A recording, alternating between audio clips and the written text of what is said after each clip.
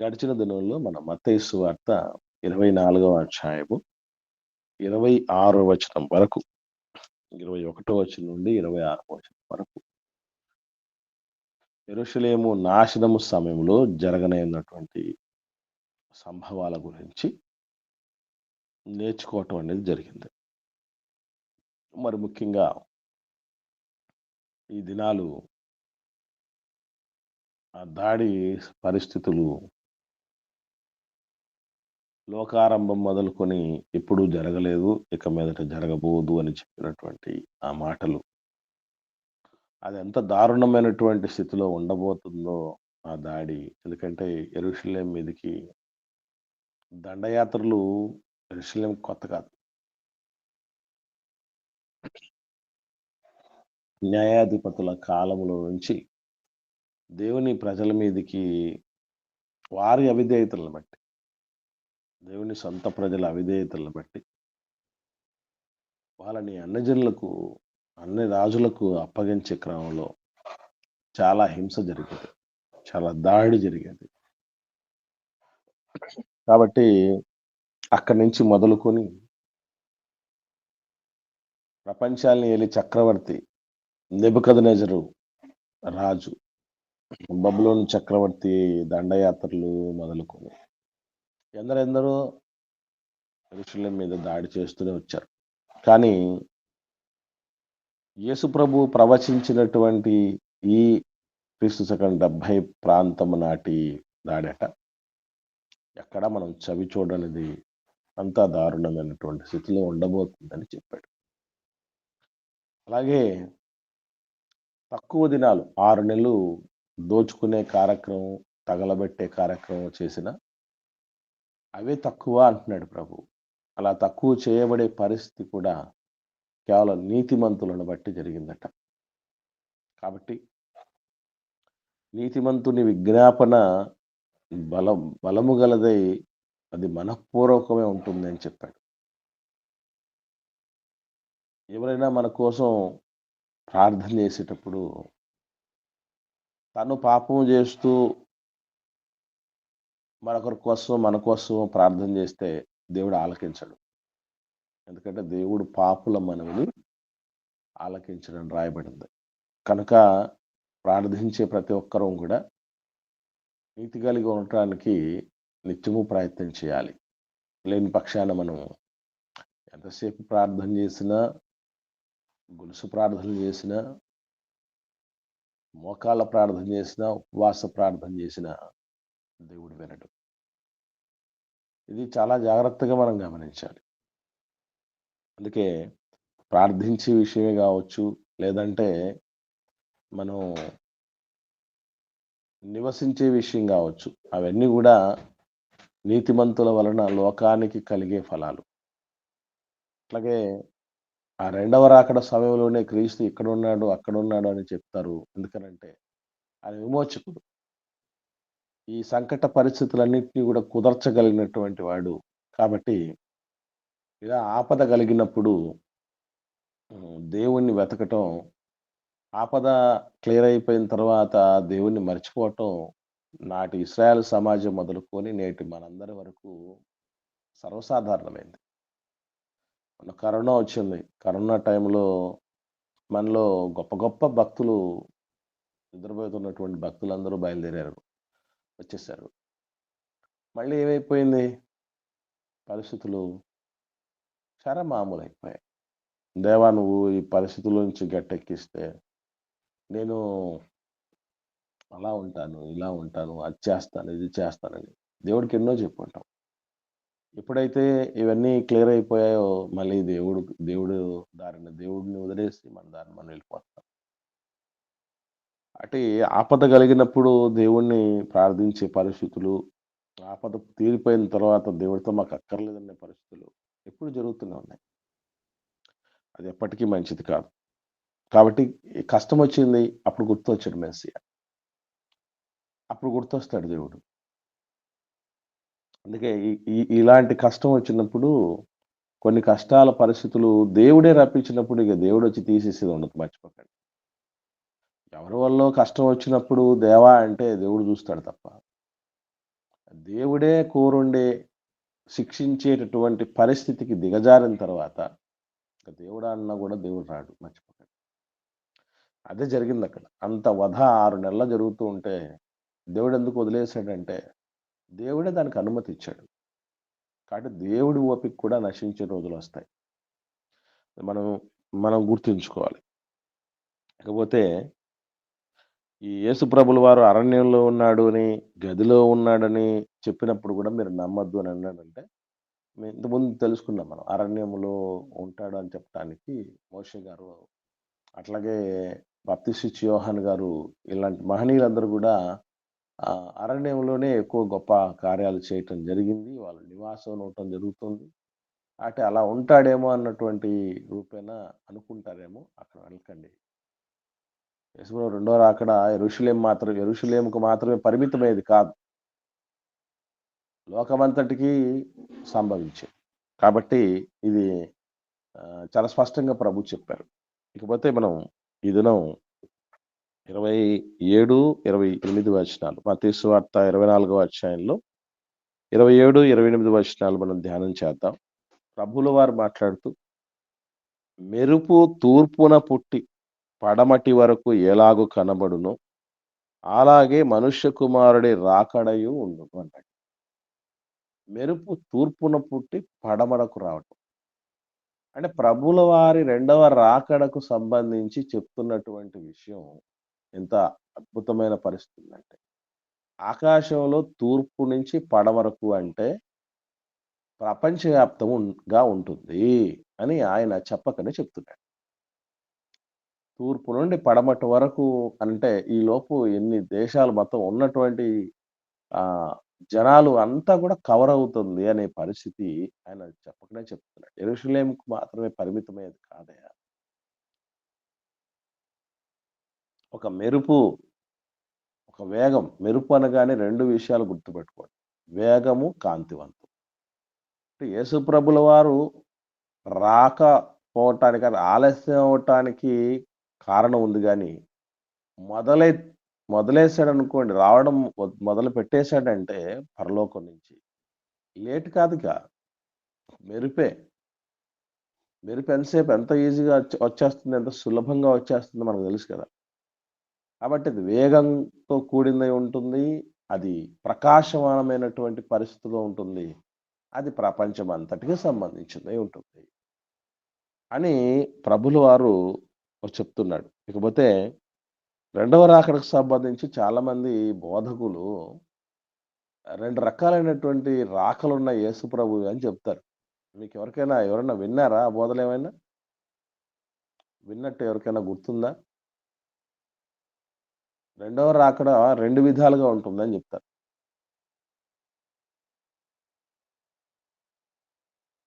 ఎవరికి ఐడియా లేదండి?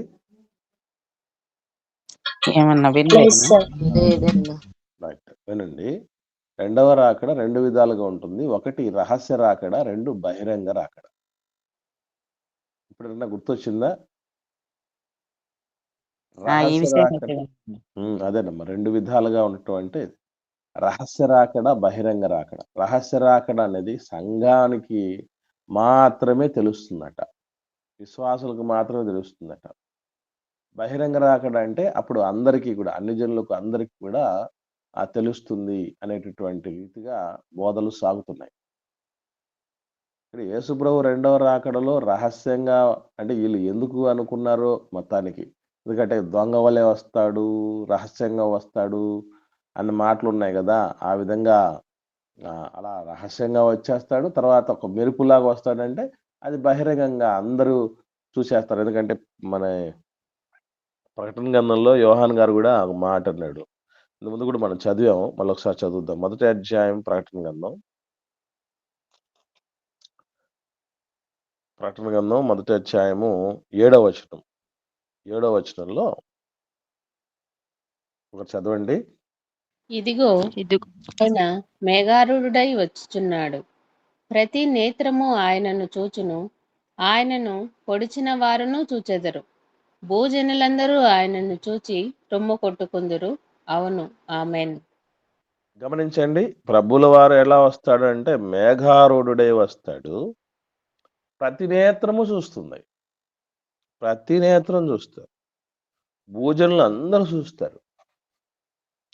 ఇది బహిరంగ రాకడా.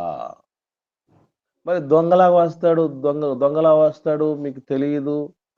ఆ గడియ ఎప్పుడొస్తదనంటే అది రహస్య రాకడా. కాబట్టి రహస్య రాకడా రూపంలో సంఘం దగ్గరకొస్తాడు. సంఘం అలర్ట్‌గా ఉండాలి. లోకమంతటికి బహిరంగ రాకడ జరుగుతుందని చెప్తున్నటువంటి బోధనుంది. ఇక్కడ ప్రభు దొంగ వలె వస్తాడు అన్నటువంటి మాటకు అర్థం ఏంటండి? దొంగ వలె వస్తాడు అన్న మాటకు అర్థం ఏంటి? చెప్పకుండా వస్తాడన్న. తప్పకుండా వస్తాడు అనేది కాదమ్మా. ఇంకా చెప్పకుండా అమ్మా. చెప్పకుండా. ఓకే. ఓకే. ఓకే. చెప్పకుండా వస్తాడు. అంటే మనకు దొంగ అనే ఆయన ఇప్పుడు మనకు పోలీస్ వ్యాన్ వస్తుందనుకోండి, సైరన్ మోగుతుంది. నేనొస్తున్నాను అని సైరన్ మోగుతుంది. దొంగ వచ్చేటప్పుడు ఏమన్నా ఇట్లా సైరన్‌లు మోగిచ్చేవాని వస్తాడా? గంటలు మోగిచ్చేవాని వస్తాడా? లేదా ముందే ఒక లెటర్ రాసిచ్చి ఇంట్లో ఈరోజు రాత్రికి కాసుకోండి అని వస్తాడా? అంటే చెప్పకుండానే సడెన్‌గా లోకమంతా నెమ్మదిగా ఉంది. మనకు తొందరేమీ లేదు అనుకున్నటువంటి గడియల్లో ప్రభు వస్తాడు. జాగ్రత్తగా ఉండండి. ఇన్స్‌పెక్షన్స్ ఉన్నాయండి. ఇన్స్‌పెక్షన్స్ ఉంటాయి. ఇన్స్‌పెక్షన్‌లో సర్ప్రైజ్ విజిట్‌లని కొన్నుంటాయి. వాళ్ళు చెప్పరు. ఎక్కడికొస్తామో మాకు తెలీదు. మొత్తానికి మేమొస్తాం. ఏ రోజొస్తారో చెప్పరు. ఎక్కడికొస్తారో చెప్పరు. ఎంతమందొస్తారో చెప్పరు. ఇవన్నీ చెప్పరు. కానీ వచ్చేది గ్యారంటీ అని చెప్తారు. ఇలాంటి పరిస్థితులున్నప్పుడు అందరూ అలర్ట్ ఉంటారు. ఎందుకు అలా చెప్తున్నాడంటే గుర్తుపెట్టుకోవాల్సిన విషయం. ప్రభు ఎందుకు అలా మరి చెప్పాల్సొచ్చింది? చెప్పకుండానే వచ్చేస్తానని ఎందుకు చెప్పాల్సొచ్చిందండి? ముందే తెలిస్తే మనం అందరం అలర్ట్ అవుతాం గదా! పలానా రోజు వస్తున్నాడని అనౌన్స్‌మెంట్ చేస్తే, ఆ రోజుకి అందరం సెట్ అయిపోతాం గదండీ! ఈ తతంగాలు ఎందుకు చెప్పాడు ఇలా అనుకుంటున్నారు మీరు? అందరూ సిద్ధపాటు కలిగి ఉండాలని చెప్పుంటాడు. వెరీ గుడ్ అమ్మా. ఇక్కడ గుర్తుపెట్టుకోవాల్సిన విషయం ఏంటంటే, దొంగొస్తాడు, ఏ రోజొస్తాడో తెలీదనుకుంటే ప్రతిరోజు అలర్ట్‌గా ఉంటాం. ప్రతి నిమిషము అలర్ట్‌గా ఉంటాం. జాగ్రత్తలు వహిస్తాం. అందరము వహిస్తాం మళ్ళీ. ఇప్పుడు ఒక్కరింటికే వస్తున్నాడు అని ఒకరికే తెలిసిందనుకోండి, వాళ్ళు మాత్రం అలర్ట్. మరి మిగతా వాళ్ళు? ఇంకొకటి పలానా రోజుకొస్తామంటే లోకం పరిస్థితి ఎలా ఉంటది చెప్పమంటారా? ఓహో! ఇంకా చాలా దూరం ఉందిలే. అప్పుడు చూద్దాం. ఆ రోజుకి మారదాం. సులువు మీద దొంగ ఉండాలని చెప్తా ఉంటారు ఎప్పుడు. విన్నారా? హార్మోన్స్ పొందటానికి ఇష్టం లేనటువంటి కొందరు ఎటువంటి పోలికతో మాట్లాడతారంటే, అంతా అయిపోయిన తర్వాత కొన ఊపిరితో ఉన్నప్పుడు, ప్రభువా నన్ను క్షమించు, నీ రాజ్యంలో చేర్చుకో అనంటే, దొంగని చేర్చుకున్నాడు కదా ప్రభు. కాబట్టి రెండో రాకడ పలానా అని తెలిసింది. ఇప్పుడు ఫర్ ఎగ్జాంపుల్ 2040 వస్తాడనుకుందాం. ఇంకొక్క 15 ఏళ్ళు ఉంది కదెక్క. ఈ 15 ఏళ్లలో ఏం చేద్దాం అనుకుంటాం మనం? ఏవండి? 15 ఏళ్లలో ఏం చేద్దాం అనుకుంటాం? ఇష్టానుసారంగా బ్రతుకుతారని.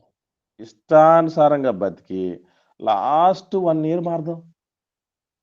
లేదు లాస్ట్ 6 మంత్స్ మారదాం. లాస్ట్ 1 మంత్ మారదాం. ఎందుకంటే దేవుడు కూడా ఏం లెక్క చెప్పాడంటే, నువ్వు చివరగా ఏమి అయి ఉంటావో అదే నేను లెక్కలో తీసుకుంటానన్నాడు. ముందున్న దాన్ని నేను పరిగణలో తీసుకోనురా అన్నాడు. కాబట్టి చివరే కదా దేవుడు చూసేది. ముందున్నటువంటి జీవితం అంతా దేవుడు మాఫీ చేస్తాడు కదా! మారుమనసు పొందితే అప్పుడు. అనే ఆలోచనలో ఉన్నారు. ఇవన్నీ దేవుడికి బాగా తెలుసు. అందుకే ఏం చేశాడంటే, నీకు తెలియని గడియలోనే వచ్చేస్తాను. ఎప్పుడొస్తాడో తెలీదు. ఏవండి? యుగాంతము పలానా డేట్, పలానా డేట్, పలానా డేట్ అని ఇప్పటికి చాలా మంది చెప్పారు. చెప్పి బొక్కబోర్ల పడ్డారు. ఎందుకంటారు? కారణం ఏంటో తెలుసా అండి? అది ఎవ్వరికీ తెలియదు అన్నాడు అంతే దేవుడు. తెలియనివ్వడం లేదు. తెలియాలి. ఏది మనకు మేలో తెలిస్తే మేలనుకుంటే ఖచ్చితంగా తెలియపరుస్తాడు. తెలియకుంటేనే మేలనుకుంటే దాన్ని ఖచ్చితంగా సీక్రెట్‌గానే పెడతాడు దేవుడు. ఇది మనం అందరం గుర్తుంచుకోవాలి. ఇకపోతే మనం అందరం మరొక విషయం ఏంటంటే, యేసు ప్రభువు తాలూకు రహస్య రాకడాని గాని, బహిరంగ రాకడని గాని, ఈ 2, 3 రకాల రాకడలు ఏవీ లేవు. సంఘానికి, నమ్మని వారికి, అందరికీ అప్పుడే పంపకాలు జరిగిపోతాయి. గొర్రెలు, మేకలు అన్ని జనులను నమ్మిన వాడిని, నమ్మని వాడిని ఇద్దరిని కలయిసి చెప్పినటువంటి సందర్భాలు. అలాగే హింస పొంది ఉన్నటువంటి వాళ్ళు సువార్త కొరకు ఎవరైతే ఉన్నారో వాళ్ళకు విడుదల ఉంటుంది. ఎవరైతే హింస పెట్టారో అన్ని జనులలో ఉన్నటువంటి వాళ్ళు, వాళ్ళకి శిక్ష ఉంటుందని కూడా చెప్పిన సందర్భాలు. ఇలా 2 కూడా ఒకటేసారి జరిగిపోతాయి తప్ప, సెపరేట్‌గా జరుగుతాయన్నటువంటిది లేఖనం చెప్పలేదు. ఇప్పుడు దాకా ఎవరైనా ఏమైనా అట్లా వినుంటే దయచేసి వాటిని మీరు తీసేసుకోండి. యేసుప్రభు రెండవ రాకడకు సంబంధించి ఇక్కడే గాకుండా మరికొన్ని చోట్ల కూడా ప్రభు మాట్లాడాడు చూద్దాం. 17వ అధ్యాయం లూకాసు వార్త 24వ వచనం చూడగలిగితే అక్కడ ఒక మాట ఉంది చూడండి. ఆకాశము క్రింద ఒక దిక్కు నుండి మెరుపు మెరిసి ఆకాశము క్రింద మరి ఒక దిక్కున ఎలాగు ప్రకాశించును అలాగున మనుష్య కుమారుడు తన దినము ఉండును. ఇక్కడ ఒక మంచి మాట చూడండి. ఇక్కడ మనకు మత్తయి సువార్తలో దిక్కుల పేర్లు చెప్పారు కదా. ఏ దిక్కులండి? తూర్పు పడమర. తూర్పు పడమర అనేటువంటి దిక్కుల యొక్క ప్రస్తావన జరిగింది. కానీ లూకా సువార్తలోకి వస్తే దిక్కులు చెప్పలే. ఎందుకు చెప్పలేదు తెలుసా? మీకు ఏమైనా ఐడియా ఉందా? ఎందుకు ఇలా రాయిస్తాడు దేవుడు? ఎందుకు ఇలా రాయిస్తాడు అనేది ఎవరికైనా ఐడియా ఉందండి? ఉన్నటువంటి వాళ్ళు ఎవరన్నా ఉంటే చెప్పండి.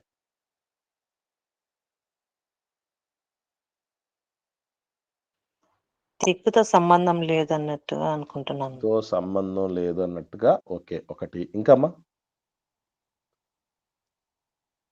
ఇంకా మీకు తోచింది చెప్పండి. ఏమన్నా డిఫరెన్స్ ఏమన్నా ఎందుకు అలా చెప్పడానికి అవకాశం ఉంది అనేది?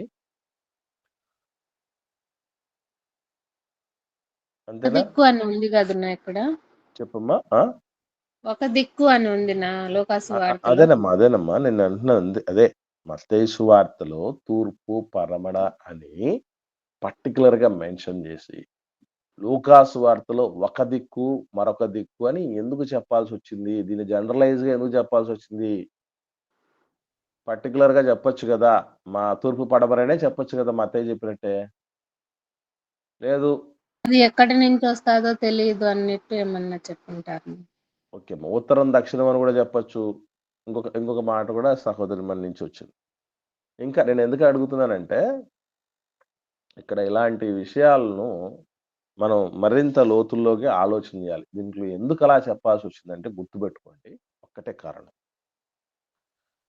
తూర్పు, పడమర అన్నారనుకోండి.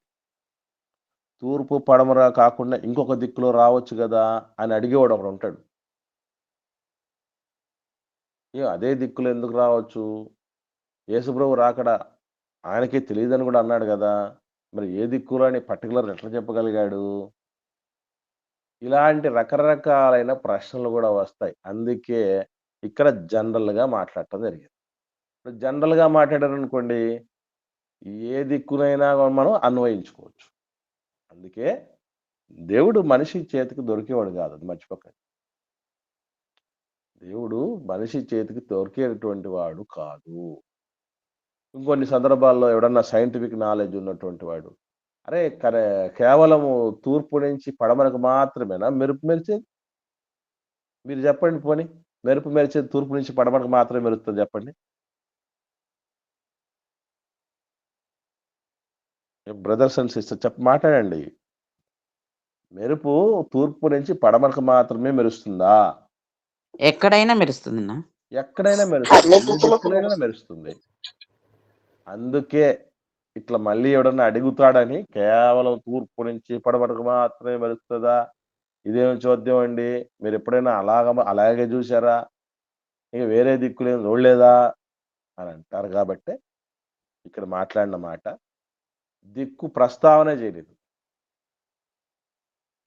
దిక్కు ప్రస్తావన చేయకుండా ఒక దిక్కు, రెండవ దిక్కు అన్నాడు. కాబట్టి మరి దాంట్లో ఏ దిక్కును పెట్టుకున్నా కూడా నో ప్రాబ్లమ్.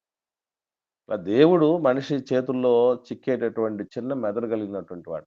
మానవుడికి అభివృద్ధి చెందిన మెదడిచ్చిన మహనీయుడు దేవుడు. ఆయన దొరికేవాడు కాదు. రైట్. అది కాబట్టి యేసుప్రభు రెండవ రాకడ అలా ఉంటుంది అని చెప్పాడు. ఇకపోతే మనకు ఇదే 24వ అధ్యాయం మత్తయి సువార్తలో 28వ వచనంలో ఒక మాట ఉంది. అది కూడా ఈ మధ్యకాలంలో చాలా చాలా రకాలైనటువంటి సేవకులు, చాలా రకాలైనటువంటి ఫెలోషిప్‌లలో, సహవాసాల్లో మత శాఖలాగా ఉన్నటువంటి మన సేవకులు కూడా రకరకాలుగా చెప్పారు. 28వ వచనంలో పీనుగు ఎక్కడ ఉన్నదో అక్కడ గద్దలు పోగవును అన్నాడు. ఇప్పుడు ఇదే ఇది ఈ పాఠం అంటే పీనుగు ఎక్కడ ఉన్నదో అక్కడ గద్దలు పోగవును. ఈ సందర్భం ఈ మాట ఎందుకు చెప్పాల్సి వచ్చింది యేసుప్రభుల వారు? ఆ పైన ఉన్నటువంటి సందర్భం దేనికోసం మాట్లాడాడు అని రెండవ రాకడ కోసం మాట్లాడాడు. రెండవ రాకడ సమయానికి మాట్లాడినటువంటి సందర్భంలోని పీనుగు ఎక్కడ ఉన్నదో గద్దలు అక్కడ పోగవుననే మాటకి సంబంధం ఏంటి? లేదు యెరూషలేము నాశనానికి ఏమన్నా దీనికి సంబంధం ఉందా? ఏమని మనం ఇప్పటిదాకా విన్నటువంటిది ఏం విన్నాం చెప్పండి?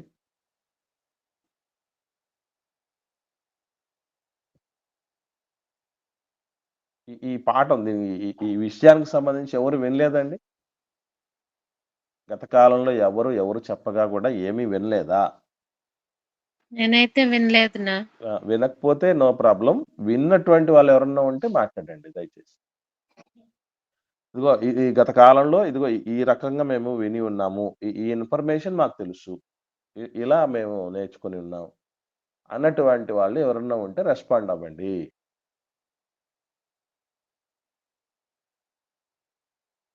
వినలేదన్నా. ఎవరు వినలేదమ్మా? రైట్. ఆత్మీయంగా సచ్చిన వారిని పీనుగులని అనుకుంటున్నా. వారిని తినడానికి వచ్చే వాళ్ళే సేవకులు అని అనుకుంటున్నాను. రైట్. ఇప్పుడు ఏదో ఒకటి మనం వినుంటా లేదా వినకపోయినా మనకు ఇక్కడ కొన్ని స్ట్రైక్ అవుతూ ఉండాలి. సరే మరి ముందు విన్నది వద్దండి. ఇప్పుడు మనం ఇది ధ్యానం చేస్తున్నాం కదా! ఈ ధ్యానం చేసినప్పుడు ఆ పైన ఉన్నటువంటి సందర్భాలకి ఈ యేసుప్రభుల వారు చెప్పినటువంటి ఈ పీనుగు ఎక్కడ ఉన్నదో అక్కడ గద్దలు పోగురనడానికి ఏం లింక్ అనిపిస్తుంది మీకు? ముందు ప్రీవియస్ నాలెడ్జ్ వద్దులేండి. ఇప్పుడు మనం విన్నదానికి సంబంధించి ఏమన్నా మీకు అనిపిస్తుందా? సంబంధం ఏమనిపిస్తుంది? ఏ రూపేణ అనిపిస్తుంది? ఇప్పుడు సునీత సిస్టర్ ఏం చెప్పారు? ఒక పోలిక చెప్పారు.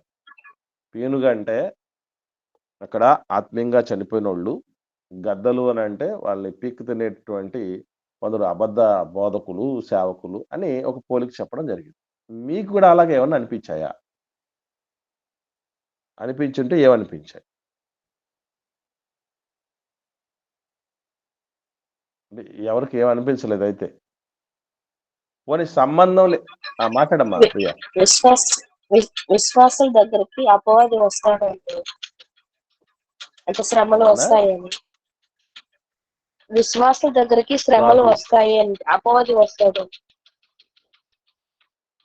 ఓకే. విశ్వాసుల దగ్గరికి అపవాది వస్తాడు అని అనిపిస్తుందని సహోదరమని పంచుకోవటం జరిగింది. Very good. ఇంకా ఏమన్నా అనిపించాయి ఎవరికైనా? సరే ఇంకొక మాట. అసలు పైనున్న సందర్భానికి కింద సంబంధానికి సంబంధమే లేదనిపిస్తుంది అని ఎవరికైనా అనిపించిందా? పోనీ నాకేది స్ట్రైక్ అవ్వట్లేదు, లింక్ అనిపించట్లేదు అనేవరన్నా అనిపించింది ఎవరికైనా? ఏదో కన్ఫ్యూజింగ్‌గా ఉంది ఇది. సెపరేట్‌గా వచ్చి పడ్డట్టుంది సందర్భంలోకి అన్నట్టు ఏమన్నా అనిపించిందా? అవునన్నా అలాగే ఉందన్న. అలాగే అనిపిస్తుంది కదమ్మా. రైట్. అట్లా ఏమన్నా ఉంటే మీరు మీరు రెస్పాండ్ అవ్వగలిగితే దానికి తగినటువంటి రీతిలో మనం ట్రీట్మెంట్ ఇవ్వటానికి ఉంటుంది. డాక్టర్‌కి దీని గురించి చెప్పండి. సహకరించండి. డాక్టర్‌కి సహకరించండి దయచేసి. ఓకే. ఇక్కడ గమనించండి. దీనికి సంబంధించి ప్రపంచవ్యాప్తంగా ఉన్నటువంటి బైబిల్ పండితులందరూ గూడా కొన్ని రకాలైన వ్యాఖ్యానాలు చేశారు. ఆ వ్యాఖ్యానాలన్నీ గూడా మీ ముందు పెడతాను. ఇక్కడ విషయం ఏంటంటే, ఏది యాప్ట్‌గా అనిపిస్తోందో మీరు అది తీసుకోవచ్చు. ఎస్పెషల్లీ నాకు గూడా యాప్ట్‌గా అనిపించినటువంటి విషయాలు నేను గూడా చెప్తాను. మీకు కూడా మీ ముందు పెట్టినప్పుడు గూడా మీకేది దగ్గరగా ఉంది అనేది దాన్ని మీరు యాక్సెప్ట్ చేయండి. నంబర్ 1 ఈ పీనుగ ఎక్కడ ఉన్నదో అక్కడ గద్దలు పోగవును అని చెప్పినటువంటి ఈ మాట 27వ వచనానికి బాగా దగ్గరి సంబంధం కలిగింది. ఎలాగైతే యేసుప్రభు రెండవ రాకడ ఒక మెరుపులాగా, ప్రకాశమానంగా, వేగంగా అందరికీ కనబడేటట్లు, అందరూ చూచేటట్లు, అందరూ గ్రహించేటట్లు ఉంటుందో, అంత స్పష్టంగా జరిగిపోతుంది. అది ఎంత స్పష్టమంటే, ఇప్పుడు గద్దలన్నీ ఒక చోట పోగాయంటే, అక్కడ ఏమున్నట్టు మనకు తెలుస్తుంది చెప్పండి? పీనుగున్నట్టు. అంతే. That's it. శవము, పీనుగు, మృతదేహము, పార్థివ దేహము, మృత కళేబరము, ఈ రకరకాల పేర్లున్నాయండి. శవము, పీనుగు, మృత కళేబరము, పార్థివ దేహము, మృతదేహము, ఈ పేర్లతో పిలువబడుతున్న ఆత్మను విడిచి వెళ్ళినటువంటి రూపం. ఆత్మ, శరీరం భౌతికమైన రూపాన్ని వదిలేసి ఆత్మ వెళ్ళిపోతే దాన్ని ఆ పేర్లతో పిలుస్తారు మనకు తెలుసు. ఇది 100% మీకు ఎట్లా అయితే స్పష్టంగా తెలుస్తుందో, అంటే రాబందులు లేదా గద్దలు ఒక చోట గుంపు కూడి ఉండినాయంటే ఖచ్చితంగా అక్కడ పీనుగుంది అని మీకు ఎలా తెలుస్తుందో, అంత స్పష్టంగానే మనిషి కుమారుడు రాకడ, యేసు ప్రభు రాకడ ఉంటుంది అని చెప్తున్నాడు ప్రభు. అంత స్పష్టంగా మీరు తెలుసుకుంటారు. అదేమి నర్మగర్భంగానో, రహస్యంగానో, లేకపోతే ఇంకొకటి తెలియనట్లు అస్పష్టంగానో ఉండదు. మెరుపొచ్చినంత స్పష్టంగా, గద్దలో పోగైతే అక్కడ ఖచ్చితంగా పీనుగుందని తెలిసినంత స్పష్టంగా యేసు ప్రభు రెండో రాకడ ఉంటుంది అని ఈ పోలిక కొందరు పండితులు చెప్పటం జరిగింది. మరికొన్ని పోలికలు కూడా చెప్పారు. అవి కూడా మేము ముందు ఉంచుతాం. మరి 2 పోలికలు ఉన్నాయి. అదేంటంటే, ఇది రెండవ రాకడ కోసం మాత్రమే కాకుండా యెరూషలేము మీదకి జరిగినటువంటి దాడికి కూడా మనం పోల్చొచ్చు అని చెప్పారు పండితులు కొంతమంది. ఎలా పోల్చొచ్చు అనంటే, ఇశ్రాయేలీయులు అంటే ముఖ్యంగా యూదులు, అక్కడ మొదటి శతాబ్ద కాలంలో ఉన్న యూదులు పీనుగతో సమానమైన దుస్థితిలోకి వెళ్ళిపోయారు. ఆత్మీయంగా వాళ్ళు చచ్చిపోయారు. జీవించుచున్నావన్న పేరు మాత్రం నీకున్నది గాని నీవు మృతుడవే. మృతుడవే అంటే ఏమని చెప్పొచ్చు మనం పీనుగలైపోయాము అని. సో, చచ్చిపోయినటువంటి ఆధ్యాత్మికంగా చనిపోయిన స్థితిలో వాళ్ళు ఉన్నారు యూదులు మొదటి శతాబ్ద కాలంలో. ఈ యూదులను పిక్క తినటానికి రోమా సైన్యము అనేటటువంటి గద్దలొచ్చాయి. వచ్చి 6 నెలలు వాళ్ళను పీక్కు తిన్నాయి అనేటటువంటి పోలిక కూడా పోల్చుతుంది. ఇది రెండవ రకపు పోలిక. ఇక మూడవ రకపు పోలికలో ఏం చెప్పారంటే, వచ్చినటువంటి రోమా సైన్యం 6 నెలలు వాళ్ళందరినీ యూదులందరినీ దోచుకుని వెళ్ళిపోయిన తర్వాత, అంటే ఒక శవంలాగా మార్చేసిన తర్వాత, జీవోత్సవంలాగా యూదులందరినీ మార్చేసిన తర్వాత చుట్టుపక్కల ఉన్నటువంటి మిగతా జాతుల వాళ్ళు కూడా వచ్చారట. వీళ్ళ దగ్గర మిగిలిన వాటిని దోచుకెళ్దామని. అంటే ఇశ్రాయేలీయుల చుట్టుప్రక్కన, యూదుల చుట్టుప్రక్కల అన్ని జనులైనటువంటి వాళ్ళు ఎందరో జీవిస్తూ ఉండటం మనకందరికి తెలుసు. ఫిలిస్తీయులుంటారు, యెబూసీయులుంటారు, ఆమోరీయులున్నారు, అమ్మోనీయులున్నారు, గిర్గాషీయులున్నారు. దాదాపు 7 జాతుల వాళ్ళున్నారు చుట్టూ. ఈ చుట్టూ ఉన్నటువంటి అన్ని జాతుల వాళ్ళు 6 నెలలు దాడి చేసి వాళ్ళకు తోచింది తీసుకెళ్ళిపోయిన తర్వాత వీళ్ళకి జీవోత్సవంలా పడి ఉండినప్పుడు మిగిలినటువంటి జాతుల నుంచి వచ్చినటువంటి వాళ్ళు ఆ మిగిలినటువంటివన్నీ లాక్కెళ్ళిపోయారు అన్నటువంటి పోలిక కూడా ఉంది. నిజంగా చరిత్రలో అది జరిగింది. చరిత్రలో ఇలా రోమా సైన్యం వచ్చి దోచుకెళ్ళిన తర్వాత మిగతా జాతుల వాళ్ళు కూడా వచ్చి ఆ మిగిలినంతా ఊడ్చుకుపోవటం అనేది జరిగింది యూదుల దగ్గర నుంచి. అసలు ఎలా బతికినటువంటి వాళ్ళండి యూదులు, ఇశ్రాయేలీలంటే. ఎవ్వడికైనా ఎంత గొప్ప సైన్య సమూహం కలిగిన వాళ్ళకైనా, ఎంత బలవంతులకైనా సరే కంటి మీద కునుకుండేది కాదు. అసలు దేవుని బిడ్డల గురించి వింటేనే గుండెలు అవిసిపోయేవట. అదే చెప్తుంది కదా, యెరికో పట్టణంలోనికి ప్రవేశించినప్పుడు వేగుల వాళ్ళు ఇశ్రాయేలీల దేవుడు గురించి, ఇశ్రాయేలీల గురించి ఆమె చెప్పిన మాటలు వింటే అండి, ఎవరు చెప్పిన మాటలండి? ఐడియా ఉందా మీకు ఎవరికైనా? రాహాబు అనేటటువంటి ఆమె చెప్పినటువంటి మాట నిజంగా ఎంత అద్భుతమైనటువంటి మాట అనంటే ఒకసారి చూద్దాం. అంటే ఎలాంటి ఘన చరిత్ర కలిగినటువంటి దేవుని బిడ్డలు ఎందుకు ఇంత దారుణమైనటువంటి దాడులకు గురి చేయబడ్డారు. రేపు మనకు కూడా ఇంత వైభవంతో మనం ఈరోజు ఒక స్థితిలో, ఒక స్థాయిలో ఉండిన వాళ్ళం కూడా అవిధేయత చూపితే దేవుడికి కోపం వస్తే మామూలుగా ఉండదండి. ప్రేమ వస్తే ఆకాశానికి ఎత్తేస్తాడు. అవకాశాలు ఇచ్చి ఇచ్చి ఇచ్చి ఎప్పటికీ మారడనుకుంటే అదో పాతాలని తొక్కేస్తాడు.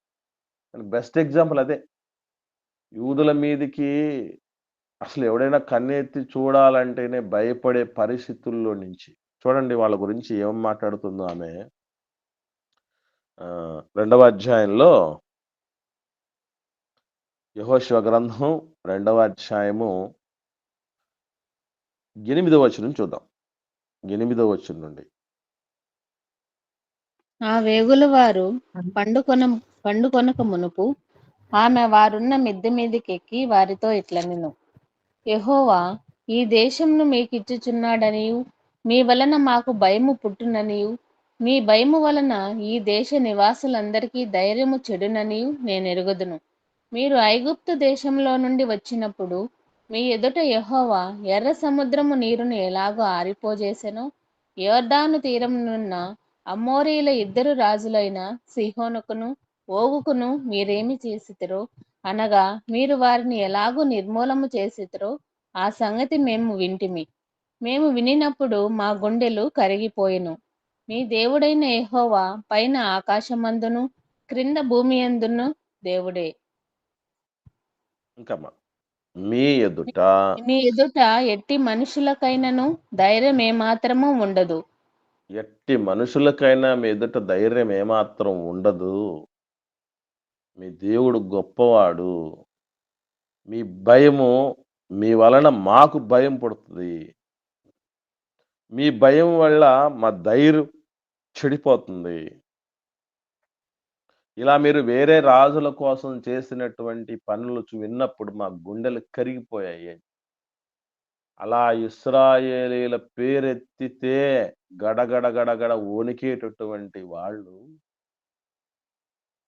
పురుగుల కంటే దారుణంగా ట్రీట్ చేసి వాళ్ళని ఎలా దోచుకెళ్ళిపోతూ ఉంటే దేవుడు ఎందుకు ఊరుకున్నాడంటే ఒకటేనండి, విధేయుడికి దేవుడు ఇచ్చేటటువంటి స్థానం ఎంతో ఉన్నతంగా ఉంటుంది విధేయులకు. అవిధేయులకు ఇచ్చే శిక్ష మనం భరించలేమండి, తాళలేము. అందుకే జీవము కలిగిన దేవుడి చేతిలో పడుట భయంకరం. ఎంత భయంకరం అంటే లోకారంభం మొదలుకొని అట్టి శ్రమ కలగలేదు అని అనిపిస్తుంది. ఇలాంటి కొన్ని వింటున్నప్పుడు దేవుడేంటి ఇంత చండశాసనుడుగా ఉంటున్నాడేంటి, ఇంత దయలేని వాడిగా ఉంటున్నాడేంటి అనుకుంటారు. పొరపాటండి. న్యాయమూర్తి ఉరిశిక్ష విధించడమైనది అని ఒక వ్యక్తికి ఉరిశిక్ష విధించి తర్వాత ఎంత దుర్మార్గుడని న్యాయమూర్తి అని ఎవడు మాట్లాడడు. ఎందుకనంటే ఆయన దగ్గరికి ఆ కేసు చాలా కాలంగా వచ్చింది. అన్ని సాక్ష్యాధారాలు పరిశీలన చేశాడు. పూర్వాపరాలు చూశాడు. ఆ తర్వాత తగిన రీతిలో శిక్ష విధించాడు. కానీ దేవుడు శిక్ష విధించినప్పుడు మాత్రం అందరూ తప్పుపడతారు. దేవుడేంటండి క్షమించి వదిలేయొచ్చు కదా! ఎంతకాలం వదిలేస్తాడు? అంటే ఆయన నీతి న్యాయములు, సత్యం, ధర్మములు ఆయన సింహాసనానికి ఆధారములుగా ఉన్నాయి. ఆయనకి చెప్పేంతటోళ్ళం మనం. దేవుడు నిర్ణయం తీసుకున్నాడంటే గుర్తుపెట్టుకోండి పిల్లరా. ఈ ప్రపంచంలో ఎవరు ఇచ్చుండరు అన్ని అవకాశాలు మనిషికి. అసలు లోబడనోళ్ళని ప్రజల వైపుకు దినమెల్లా ఇట్లాంటి ఎన్ని దినాలు? దినాల, మాసాల, సంవత్సరాల, దశాబ్దాల, ఎన్ని రోజులు ఆయన ఉన్నాడు? 4 సార్లు మన బిడ్డలు పిలిచిన తర్వాత మాట చెప్తాం, పిలుస్తాం రా రా అని. 5వ సారికే మన స్వరం మారిపోద్ది కదా! అవునా కాదా మీరు చెప్పండి? 4 సార్లు బిడ్డని పిలిచిన తర్వాత కూడా పలకకపోతే 5వసారి మన రెస్పాన్సే మారిపోద్దే. అలాగా దేవుడు ఖచ్చితంగా. 100% అమ్మా. ఎన్ని సార్లు దేవుడు పిలిచాడు, ఎన్ని సార్లు ఆయన మర్చిపోయినటువంటి పరిస్థితులు ఉన్నాయి. మనం అంటే లెక్కలేనన్ని సార్లు అని చెప్పాలి. ఆ యూదుల మీదకి అంత దారుణమైనటువంటి సైన్యాన్ని పంపించి వాళ్ళని మీదకి పంపించి కారణం ఏంటంటే వాళ్ళు ఆల్రెడీ చచ్చిపోయారు. పీనుగులైపోయారు వాళ్ళు. పీనుగులు ఎవడైనా ఏం చేసుకుంటాడండి? వదిలేశాడు దేవుడు. కనుక ప్రియులారా, ఈ దుస్థితి మనకు రాకూడదు. నాడు యూదులు, నేడు మనం అన్నట్టుగా ఎప్పుడు ఉండకూడదు. ఆ చనిపోయిన శవము లాంటి దుస్థితి మనకు రాకూడదనే ఉద్దేశంతోనే దేవుడు ఏం చేశాడంటే, నిజంగా ఎంత మహనీయుడంటే దేవుడు, ఎండిన ఎముకలకు సైతం జీవాన్ని ఇవ్వగలిగినటువంటి వాడు. కానీ బతికుండి పిల్లా పాపలతో చల్లగా ఉండే వాళ్ళని ఎందుకు అలాగ వదిలేశాడంటే కారణం అదే. బాగుపడే పరిస్థితులు దాటిపోయాయి. అప్పుడప్పుడు రోగం ఏ స్టేజ్‌కి వెళ్ళిపోయిందంటారండి? లాస్ట్ స్టేజ్ అంటారే. లాస్ట్ స్టేజ్‌కి వెళ్ళిపోయిందంటే ఇంకేం లేదు. మరణమే ఇక. అంటే అలాంటి స్థితిలోనికి వాళ్ళు వెళ్ళిపోయారు గనుకనే దేవుడు వాళ్ళని వదిలేసాడండి. మనల్ని కూడా వదిలేసే రోజు వస్తుంది. మర్చిపోకండి. కానీ వదిలేసే విధానాలు 2 రకాలు మర్చిపోకండి. ఒకనాడు సంసోను గారిని వదిలేశాడు దేవుడు. మరోనాడు యేసుప్రభును వదిలేశాడు. అపోస్తలులను వదిలేశాడు. కానీ సంసోన్ను వదిలేసిన విధానానికి, యేసుప్రభుని, అపోస్తలుని, నీతిమంతుల్ని అక్కడక్కడ వదిలేసిన విధానానికి రెండింటికి చాలా తేడా. అక్కడ అవిధేయతను బట్టి వదిలివేయబడ్డాడు సంసోను గారు. అంత పరాక్రమశాలి, ఎంత దుస్థితిలోకి వెళ్ళిపోయాడో మనకు తెలుసు. దేవుడు వదిలేస్తే అలా ఉంటదండి. అందుకే నేను ఎప్పుడు చెప్తూ ఉంటాను, మనకు శాపం ఏంటో తెలుసండి? దేవుడు వదిలేసే పరిస్థితి. దేవుడి మీద అనాసక్తి కలిగిన పరిస్థితి కంటే మించిన శాపం లేదు. అందుకే ఆ దుస్థితి మనం ఎప్పటికీ రాకూడదు. అనాసక్తికి ఎప్పుడు మనం తెచ్చుకోకూడదు. ఎప్పుడు కూడా ఆసక్తిలో మాంద్యులు కాకుండా ఆత్మయందు తీవ్రత కలిగిన వారమై మనం ప్రభువును సేవించాలి. లేని పక్షాన ఆ చరిత్ర రిపీట్ అవుతుంది. యూదులకు జరిగినటువంటి పరిస్థితి మనకు వస్తుంది. అది మరొకటి. కనుక ఇలా దేవుడు అనేక రీతులుగా మనలందరినీ సంస్కరిస్తూనే వస్తున్నాడు. దేవుడు ఇక్కడ యేసుప్రభుల వారిని వదిలేసినటువంటి విధానం చూస్తే లోక కళ్యాణం కోసం వదిలేశాడు. అపోస్తలులను వదిలేశాడు, నీతిమంతులను వదిలేశారంటే వాళ్ళని పరీక్షించడానికి వాళ్ళు నిలబడరా అని తెలుసుకుంటారు. నిలబడతాడో లేదో అన్న ఉద్దేశంతో దేవుడు వదిలేయాలి తప్ప, నిలబడలేదు వీడు. వీళ్ళకి ఇచ్చిన అవకాశాలన్నీ అయిపోయాయి. వీళ్ళు మారలేదు. కాబట్టి నేను వదిలేస్తాను అనే పరిస్థితుల్లో వదిలేసేటట్టు చేసుకోవాలి. ఏ కారణం చేత దేవుడు మనల్ని వదిలేస్తున్నాడు అది గుర్తుపెట్టుకోండి. సాతాను మిమ్మల్ని పట్టి జల్లించుటకు కోరుకోవడం జరిగింది అంటాడు ప్రభు అపొస్తలులతో. ఎందుకొరకంటే పరీక్ష చేయటం కోసం. నువ్వు నిలబడతావా లేదా? అలాంటి పరీక్ష కోసం అయితే దేవుడు వదిలేసిన తప్పులేదు. అవిధేయతను బట్టి వదిలేయకూడదు. నాడు సంసోను వదిలేసినప్పుడు సంసోను గారి జీవితం ఒకనాడు ఎలా ఉండింది, ఆ తర్వాత ఎంత దారుణమైపోయింది. ఇశ్రాయేల్ యూదులను దేవుడు ఎన్నోసార్లు అరచేతుల్లో చెక్కుకొని సంకబెట్టుకొని గద్ద రెక్కల మీద మోసుకొని వచ్చినటువంటి రీతిగా కాచి కాపాడుకున్నాడు. అయినా వాళ్ళు వలకపోయాడు. కోడి తన రెక్కల క్రిందకి తెచ్చుకోవాలని ఎంత ప్రయత్నం చేసినా కూడా మీరు వినలేదంటే మరి ఇలాంటి వాళ్ళు ఏం చేయాలి? వదిలేశాడండి. గద్దలు రప్పించాడు, పీనుగులు తినేట్టు చేశాడు. అంటే ఆ దుస్థితి మన జీవితాల్లో కూడా రాకుండా మనం జాగ్రత్త వహించాలి. ఇది ఈ 2 వచనాల్లో ఉన్నటువంటి విషయాలు పాఠం. మనం రేపటి దినం నుంచి చాలా స్పెసిఫైడ్ వచనాలు ఉన్నాయి. కాంట్రవర్సీలో ఎక్కువ క్రిటికల్నెస్ పెరిగేటువంటి విషయాలు మనకు 29వ వచనం నుంచి ఉంటాయి. మనకు చాలా ఇంట్రెస్టింగ్గా ఉండబోతాయి. జాగ్రత్తగా వాటి కోసం మనం సిద్ధపడతాం. ఎవరికైనా ఇప్పటివరకు విన్న వాటిలో ఎవరికైనా సందేహం ఉంటే దయచేసి అడగండి.